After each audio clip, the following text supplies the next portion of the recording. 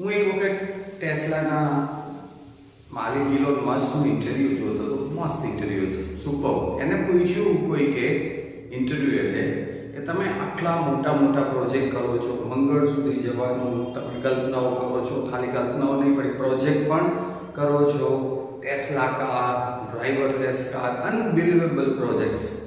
તો તમે જ્યારે આ પ્રોજેક્ટ વિશે નક્કી કરો છો મગજમાં કે આવું કરવું છે અને ત્યાં સુધી પહોંચવા માટે તમારી મોટિવેશન, તમારી પ્રેરણા, તમને શક્તિ છે એ ક્યાંથી મળે છે?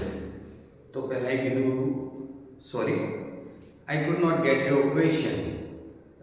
મને સમજાણું નહીં તમારો પ્રશ્ન. તો ફરીથી ઓલા ઇન્ટરવ્યુઅરે કીધું, મીન્સ તમે જ્યારે આવું નક્કી કરો કે મારે આવું એક રોકેટ બનાવવું છે, આવી એક કાર બનાવવી છે, પછી તમને એ કામ કરવા માટેની પ્રેરણા શું છે? ક્યાંથી તમે એ પ્રેરણા મેળવો છો? ફરીથી ઓલાએ કીધું કે I really could not get your question.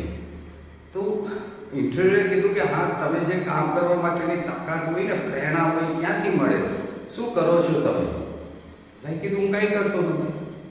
ઇન્ટરવ્યુઅરને નવાઈ લાગી. એણે કીધું કે હું નક્કી કરું છું કે આ કરવું છે અને કરવા લાગુ છું. બસ હું ડિસાઈડ કરું છું કે આ કામ કરવું છે, અહીં સુધી પહોંચવું છે અને હાલવા લાગુ છું. બસ દેટ ઇઝ ઇટ. શા માટે આમ આમ આમ આમ આમ? આપણે તો મોટિવેશન બહુ જોઈએ આજકાલ, વાતમાં મોટિવેશન મળશે. રીલ્સમાંથી ઓલા મોટિવેશનવાળા વિડીયો જોવા, મોટિવેશનલ ગુરુઝ બી આજકાલ બહુ ચાલે છે. ભાઈ નક્કી કર્યું છે તો કરવાનું છે, that is it. Very simple. આમાં કંઈ ત્રીજો રૂલ જ નથી. મેં નક્કી કર્યું છે આજે 2 કલાક વાંચવાનું છે, દેટ ઇઝ ઇટ. એમાં ક્યાં પ્રેરણાની, મોટિવેશનની, ઓલાની જરૂર પડે? મેં નક્કી કર્યું એક્સરસાઇઝ કરવી છે તો કરવી છે, બસ દેટ ઇઝ ઇટ. એના માટે ક્યાં ઓલા વિડીયોઝ બધા ઓલા પસીનોથી તરબતરને એવા જોવાની જરૂર પડે? એમાં કંઈ સંદીપ મહેશ્વરીની જરૂર ન પડે. એમાં ક્યાંય ઓશો રજનીશની કોઈની જરૂર ન પડે.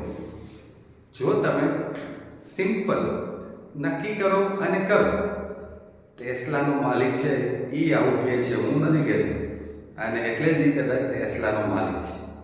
સમજાય છે તમને કે એની વચ્ચે એનું ડિસિઝન અને એના પ્રયત્નો, એની એફર્ટ્સ વચ્ચે કોઈ ત્રીજાને ક્યારેય લાવતો નથી. તમે બી બંધ કરો આ બધું. ખુદને છેતરવાની વાત છે આ બધી.